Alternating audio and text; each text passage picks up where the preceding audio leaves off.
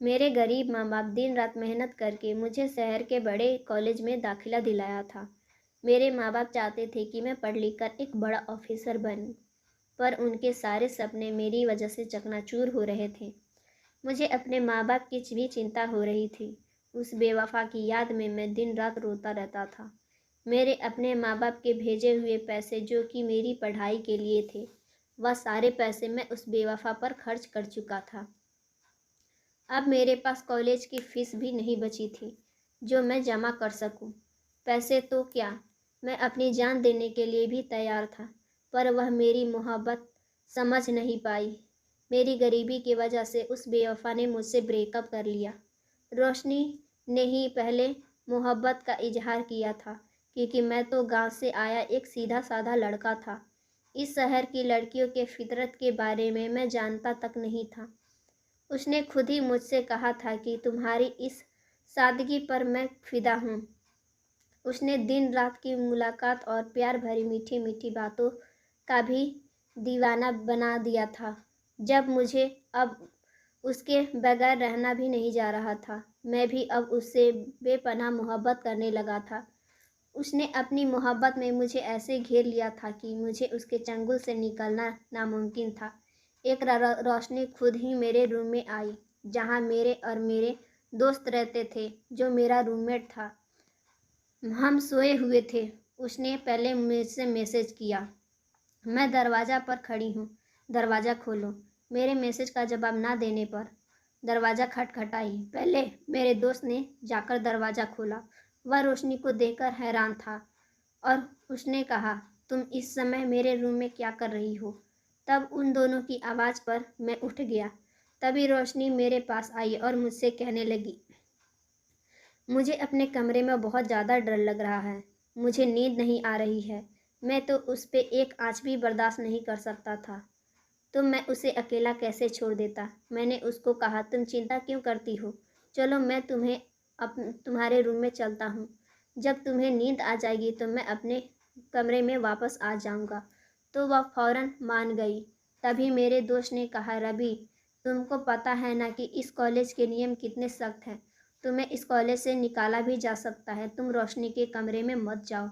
पर मुझे उस समय रोशनी से बढ़ के और कुछ भी नहीं था। मैंने बिना कुछ सोचे समझे रोशनी के साथ जाने का ज़रूरी समझा। मैं रोशनी के रूम में पहुंचा। रोशनी बेड पर लेट गई और मैं उसके पास बैठकर उसके बाल को सहलाने लगा ताकि उसे नींद आ जाए। कमरे में हम दोनों के अलावा और कोई नहीं था। हम दोनों जवान थे। जवानी के जोश में हमारे बीच वह सब हो गया जो नहीं होना चाहिए था। उस समय हम दोनों अपने होश खो बैठे थे। शुरुआत तो रोशनी ने ही की थी। उसने मुझे अपने बेड पर अपने साथ लेटा लिया। फिर हमारे बीच की सारी दूरियां मिट गईं। जिससे मैं प्यार करता था वो मेरी बाहों में थी, तो मैं खुद पर काबू कैसे कर पाता। होश आने के बाद हम दोनों के ने वादा किया कि हम यह बात किसी को नहीं बताएंगे। जो हुआ वह गलत तो हुआ था, लेकिन मैं खुश था। हमारे बीच जो हुआ था उसकी वजह से रोशनी अब मुझसे ही शादी करेगी। लेकिन धीरे धीरे रोशनी का व्यवहार मेरे प्रति बदलने लगा था। वह मुझसे अब ज़्यादा बात नहीं करती थी। मैं उसके पास जाता तो वह मुझसे दूर जाने लगी थी। एक दिन मैंने रोशनी से पूछा, तुम मुझसे जो उखड़े उखड़े क्यों रह रही हो? तुम्हें लगता है कि हमारे बीच जो हुआ है उसी के वजह से मैं तुमसे शादी नहीं करूँगा? तो मैं आज ही तुमसे कह रहा हूँ कि चलो आज हम कोर्ट मैरिज कर लेते हैं। मेरे तो होश ही उड़ गए जब रोशनी ने कहा, मैं तुमसे शादी नहीं करना चाहती हूँ। तुमसे शादी करके मैं अपनी ज़िंदगी बर्बाद नहीं करना चाहती हूँ। तुम जाकर खुद को डॉक्टर से दिखाओ। तुम अपना इलाज कराओ और मुझे भूल जाओ। रोशनी की यह बात मेरे दिमाग पर काफ़ी बुरा असर किया। मैं यही सोच रहा था कि रोशनी सच बोल रही है या मुझसे पीछा छुड़ाना चाहती है। मैं एक अच्छे और बड़े हॉस्पिटल में जाकर डॉक्टर से अपना चेकअप करवाया। रिपोर्ट आने के बाद डॉक्टर ने बताया कि मैं कभी बाप नहीं बन सकता। मैं अब अपने रूम में आ गया था। अब मेरे मन कॉलेज के पढ़ाई में नहीं लग रहा था। रोशनी ने भी मुझे अब पूरी संबंध खत्म कर लिए थे। सारे दोस्त मुझसे मेरे परेशानी की वजह पूछते, पर मेरे पास उनके लिए बताने के लिए कोई भी ज़रूरी बात नहीं था। कॉलेज की छुट्टियां हो चुकी थीं। अब मैं अपने गांव आ गया था। गांव आने के बाद मुझे पता चला कि मेरे घर वाले मेरी शादी करना चाहते हैं, क्योंकि मैं अपने भाई बहन में सबसे बड़ा था। मेरी मम्मी तो बचपन में ही मेरी सगाई कर दी थी।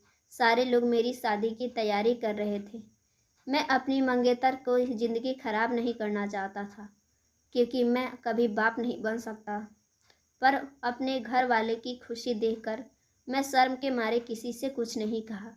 अब मेरी शादी हो गई। शादी की पहली ही रात अपनी पत्नी निशा के पास गया था। उसके बाहों में भरा हुआ मेरे पूरे शरीर से पसीने छूट रहे थे। मैं पसीने में लथपथ हो गया था। उसके साथ नॉर्मली से ही मैं पेश आ रहा था, जैसे एक पति पत्नी एक साथ रहते हैं। शादी का अब दूसरा दिन आ गया था। मैं मन ही मन सोच रहा था कि जैसे निशा मुझसे खुश नहीं हुई थी, शायद निशा भी मुझसे खुश न हो। लेकिन उसके चेहरे से तो ऐसा कुछ मालूम नहीं पड़ रहा था। पहले से तो वह ज़्यादा उसका चेहरा चमक रहा था। ऐसा लग रहा था जैसे वह मुझसे बहुत ज़्यादा खुश हो। मुझे यकीन यही लग रहा था कि रोशनी शहर की पढ़ी लिखी लड़की है, तो वह कुछ भी बोल सकती है। लेकिन निशा एक गांव की लड़की है, इसलिए शर्म के मारे कुछ नहीं मुझसे कह रही हो। घबराहट में मैं रात को निशा को ठीक से देख नहीं पाया था, लेकिन जब सुबह देखा तो रोशनी से भी कई गुना ज़्यादा खूबसूरत निशा लग रही थी, और रोशनी से ज़्यादा निशा मुझसे प्यार करने लगी थी। निशा के प्यार में मैं रोशनी को भूलने लगा था।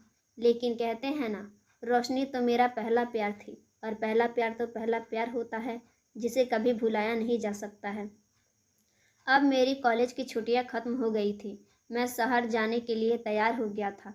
मेरे जाने पर निशा बहुत उदास हुई। मुझसे कहने लगी थी, आप मत जाओ ना, मैं आपके बिना कैसे रहूँगी। उसके बिना तो मुझसे भी नहीं रहा जाएगा, लेकिन क्या करता, पढ़ाई भी तो ज़रूरी है। निशा से मैंने कहा, मेरी पढ़ाई पूरी हो जाएगी तो मैं नौकरी देखकर मैं तुम्हें अपने साथ ले जाऊंगा, और इस बीच मैं तुमसे हर वीकेंड पे तुमसे मिलने आया करूंगा। यह बात सुन के निशा खुश हो गई और मुझसे जाने की अनुमति दे दी। कॉलेज पहुंच गया। मेरे दोस्त के थ्रू पूरे कॉलेज में यह बात फैल गई कि मेरी शादी हो चुकी है। जब ये बात रोशनी ने को पता चला तो रोशनी ने मुझसे कहा, तुमने एक लड़की की ज़िंदगी बर्बाद करके ठीक नहीं किया। तुम मर्द जात होते ही ऐसे हो। खुद की खुशी के अलावा किसी और की खुशी नज़र नहीं आती। क्या हो जाता अगर तुम 2-4 साल अपना इलाज करा लेते। तुमने मुझे धोखा दिया है। तुम बस मेरे पास साथ टाइम पास कर रहे थे। उस समय मैं रोशनी से कुछ नहीं कहा और वहाँ से निकल गया। मैंने सोचा कि जब मैं शहर में निशा को लेकर आऊँगा तब उसे सारी सच्चाई बताकर अनाथ आश्रम से एक बच्चा अडॉप्ट कर लेंगे।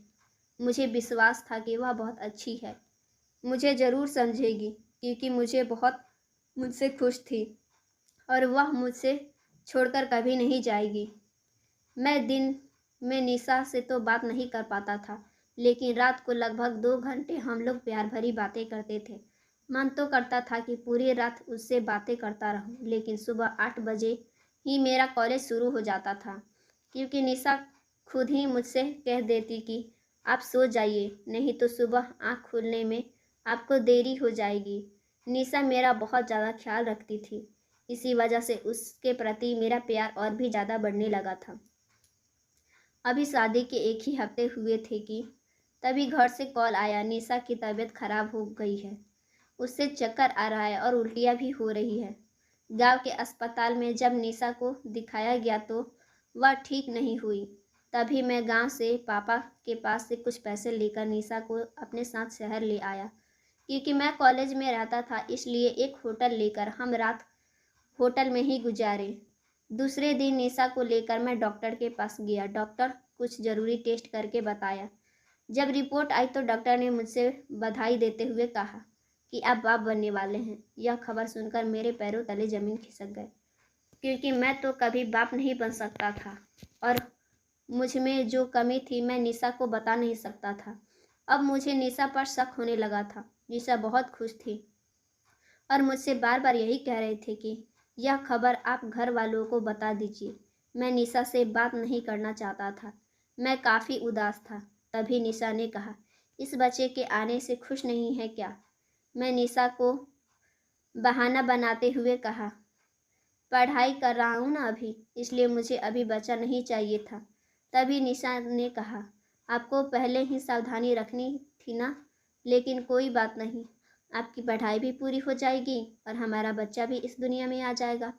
लेकिन मैं निशा से क्या बताता, मैं कभी बाप नहीं बन सकता, इसलिए सावधानी नहीं रखा। 2 दिन बाद मैं निशा को गांव भेज दिया। निशा अकेले गांव नहीं जाना चाहती थी, क्योंकि वह इससे पहले कभी ना शहर आई थी और ना ही गई थी। काफ़ी डर रही थी घर जाने में। मेरे इस व्यवहार पर निशा बहुत उदास थी कि अचानक यह खबर सुनकर मुझे क्या हो गया जो मैं उसके साथ ऐसा व्यवहार कर रहा हूँ। मैं निशा को बस में बैठाकर हॉस्टल चला आया। वहाँ पर बैठ के अपनी किस्मत पर रोने लगा। जिंदगी ने मुझसे कैसे मोड़ पे लाकर खड़ा कर दिया था। मैं किसी को कुछ बता भी नहीं सकता था। मैं सोच लिया था कि मैं रोशनी के पास गांव कभी नहीं जाऊंगा। जब निशा गांव पहुंची तो तभी मेरे पापा का कॉल आया और मुझे डांटने लगे और कहने लगे, इस हालत में निशा को अकेले यहाँ भेजना कि तेरी हिम्मत कैसे हुई? तुम तो ऐसे जिम्मेदार लड़के थे, तो ऐसे गैर जिम्मेदार कैसे हो सकते हो, जबकि तुम्हारी पत्नी है ये, या तुम्हारे बच्चे की माँ बनने वाली है। मैंने गलत किया जो तुम्हें शहर भेजकर पढ़ाई करवाई। वहाँ जाकर तुम बहुत गैर जिम्मेदार हो गए हो। इसके बाद पापा ने कॉल रख दिया। रात को जब निशा कॉल की तो मैं कॉल नहीं उठाया और अपना फ़ोन बंद कर दिया। अगले दिन मैं अपने दोस्त के फ़ोन से पापा के पास कॉल करके बताया कि मेरा फ़ोन ख़राब हो गया है, आप चिंता मत करना, मैं फ़ोन ठीक करके आपसे बात करूँगा। अब 2 महीने बीत चुके थे। निशा मुझसे बात करने के लिए बेचैन रहती थी। वह कितने बार मेरे दोस्त के फ़ोन पर कॉल कर चुकी थी, जिस फ़ोन से मैं पापा के से बात किया करता था। लेकिन मैं अपने दोस्त से बोल रखा था कि जब भी मेरी बीवी का फ़ोन आए तो तुम कहना कि वह मेरे पास नहीं है, जब होगा तो बात करा दूंगा। इस व्यवहार से मेरे दोस्त भी बहुत परेशान था, लेकिन मैं उससे कुछ नहीं बताया था। पापा के जिद करने के बाद 3 महीने बाद मैं एक रात के लिए घर पहुंचा। मैं अपने घर वालों से तो मिल लिया। जब अपने कमरे में गया तो मेरी बीवी मेरे गले लग के रोने लगी और कहने लगी, मुझे ऐसी भी क्या गलती हो गई है जो आप मेरे साथ ऐसे कर रहे हैं? तब मैंने कहा, इसके लिए तुम्हें और भी इंतज़ार करना होगा। अभी मैं तुम्हें कुछ नहीं बता सकता। रात हो गई। मैं निशा से अलग सोफे पर सोने लगा। तब निशा ने कहा, आपकी यह व्यवहार मेरी जान ले लेगी। मुझसे ऐसा कौन सा पाप हो गया है जिसकी वजह से आप मेरे साथ ऐसा कर रहे हैं? कम से कम एक बार तो बताइए कि मेरा कसूर क्या है। मैं निशा को कुछ जवाब नहीं देते हुए सो गया। जब सुबह हुई तो निशा को देखा। ऐसा लग रहा था जैसे वह पूरी रात रोती रही हो और अभी अभी सोई थी। कि मैं तभी तैयार होकर अपने माँ के पास गया। घर वालों को आशीर्वाद लेकर मैं कॉलेज के लिए निकल गया। कॉलेज पहुँचते ही पापा के पास कॉल करके बताया मैं पहुँच गया हूँ, क्योंकि मैं जब भी सफ़र करता था तो पापा बहुत परेशान होते थे। अभी पापा से बात हुई ही थी कि तभी निशा फ़ोन लेते हुए बोली, आप मुझे बिना बताए कैसे जा सकते हैं? एक बार आपको मुझसे मिलना तो चाहिए। मैं झूठ बोलते हुए कहा, तुम सोई हुई थी, इसलिए तुम्हें जगाना सही नहीं समझा, इसलिए मैं चला आया। अब कुछ दिन बाद पापा कहने लगे, बहू को इलाज के लिए तुम रूम देखकर अपने पास ले जाओ, ताकि वहाँ अच्छे से इलाज हो पाए। मैं अपनी बीवी को शहर ले आया और कुछ ही दिन बाद मुझे कहने लगी, मेरे पेट में बहुत दर्द हो रहा है, आप मुझे अस्पताल ले चलिए। तभी मैं कॉल करके घर वालों को बुला लिया और निशा को अस्पताल ले गया। कुछ घंटे बाद अस्पताल के एक रूम से बच्चे की रोने की आवाज़ आई। थोड़ी देर बाद डॉक्टर बच्चे को लाकर मुझे दे दिया, क्योंकि उस वक्त निशा के पास मेरे अलावा और कोई नहीं था। बच्चे को जब देखा तो वह मासूम सा मुस्कुरा रहा था। उसकी आंख भी खुली थी। ऐसा लग रहा था जैसे कुछ घंटे बाद मेरे घर वाले भी आ गए। इस बच्चे से इतना लगाव देख मेरी माँ कहने लगी, कि जब तुम भी जन्म लिए थे तो तुम्हारे पापा भी तुम्हारे साथ ऐसे ही लाड प्यार कर रहे थे। मैं उस बच्चे से लाड प्यार तो कर रहा था, लेकिन मेरे दिमाग में यह भी चल रहा था कि यह बच्चा मेरा नहीं है। इस बात को क्लियर करने के लिए मैं डीएनए टेस्ट करवाया। रिपोर्ट आने के बाद मैं पूरी तरह हैरान था, क्योंकि रिपोर्ट में साफ साफ लिखा था कि यह बच्चा मेरा है। मैं बहुत खुश था, लेकिन इस बात को जानने के लिए मैं इस अस्पताल में ही पहली बार चेकअप कराने आया था। इसमें मैं अपने चेकअप करा चुका था। तभी मैं उस डॉक्टर के पास गया जिसने मेरा चेकअप किया हुआ था। रिपोर्ट उसके आगे रखते हुए मैंने कहा, आपने बताया था कि मैं कभी बाप नहीं बन सकता, तो फिर यह क्या है? तभी डॉक्टर ने मुझे पहचान लिया और कहा, अब छोड़िए ना इस बात को, आप बाप तो बन गए, कितनी खुशी की बात है। तब मैं डॉक्टर को धमकी देते हुए कहा, यह इतनी बड़ी अस्पताल है कि इसमें गलती की कोई गुंजाइश नहीं है। किसी प्रकार का कोई गलती नहीं हो सकता है। या तो आप मुझे सच बताइए, वरना मैं पुलिस को बुलाता हूँ और दोनों रिपोर्ट उन्हें दिखा दूंगा। उसके बाद आप अंदाज़ा लगा सकते हैं कि आपके साथ क्या होगा। तभी डॉक्टर डर गया और कहने लगा, जब तुम्हारा चेकअप हुआ था तो मेरे पास एक लड़की का कॉल आया था और उसने तुम्हारा रिपोर्ट बदलने के लिए कहा, जबकि तुम बाप बन सकते हो। मैं गुस्से में तुरंत कॉलेज पहुंचा और रोशनी के बारे में दोस्तों से पूछा। सभी ने बताया कि रोशनी वॉशरूम में है। मैं बेहिचक वॉशरूम में पहुंच गया और रोशनी का हाथ पकड़ लिया। तुम इतनी बड़ी धोखेबाज निकलोगी, मुझे नहीं पता था। तुम्हारी वजह से मैं अपनी बीवी से 9 महीने तक गलतफहमी में रखा, उससे बात नहीं की, उसके साथ काफ़ी दुर्व्यवहार किया, उससे कभी ठीक से मैंने बात नहीं की। उसने कहा, मैं तुम्हारे साथ कुछ नहीं की हूँ, तुमने ही मुझे धोखा दिया है, तुम छोड़ो, मुझे जाने दो। तब मैं रोशनी का हाथ पीछे की तरफ ले जाते हुए मोड़ा और कहने लगा, क्या या तो तुम सच बताओ, नहीं तो मैं तुम्हारा बहुत बुरा हाल कर दूंगा। तब रोशनी ने डरते हुए कहा, तुम एक गरीब इंसान हो, तुम्हारे साथ नहीं रहना चाहती थी मैं। मुझे अपने ही गली में एक लड़का मिल गया था जो काफ़ी पैसे वाला था। वह मुझे हर तरह से खुशी दे रहा था। तुम में वह बात नहीं जो उस लड़के में थी। मैं उससे काफ़ी खुश थी, इसलिए मैं तुम्हें छोड़ना चाहती थी, इसलिए तुम्हारे साथ ये चाल चली। यह करने के बाद उसने मुझसे अपना हाथ छुड़ाया और वहाँ से निकल गई। मैं सीधा हॉस्पिटल में अपनी बीवी के पास पहुँचा और अपने माँ से बच्चे को लिया और अपनी बीवी के पास पहुँचा और कहने लगा, देखो हमारा बच्चा कितना प्यारा है। मेरे इस व्यवहार से मेरी बीवी बहुत खुश थी, क्योंकि इस 9 महीने में मैं उसके साथ ठीक से बात तक नहीं किया था। कई बार मुझसे निशा पूछना चाहती थी कि आखिर मैं उसके साथ ऐसा व्यवहार क्यों कर रहा था। मैंने उससे यही यकीन दिलाया कि वह तुम्हारे समय में आजमाइशों का दिन था, इसलिए उस समय को भूल जाओ, अब अपनी आगे की शुरुआत करो। निशा को इतना प्यार मैं देने लगा था कि और इतना ख्याल रखने लगा था कि वह मुझसे कहती, मुझे इतना प्यार मत करो, मुझे इस प्यार से डर लगता है कि कहीं तुम मुझे से दूर ना हो जाओ। तो मैं निशा को बाहों में भर के यकीन दिलाता था कि मैं तुम्हें छोड़कर कभी नहीं जाऊंगा, मैं हमेशा तुम्हारे पास ही रहूंगा। सो फ्रेंड्स, वीडियो थोड़ी सी भी अच्छी लगी हो तो प्लीज़ एक लाइक ज़रूर कीजिएगा। चैनल पर नए हैं तो चैनल को भी सब्सक्राइब कर लीजिएगा। मिलते हैं हम आपसे नेक्स्ट वीडियो में। Thanks for watching my video.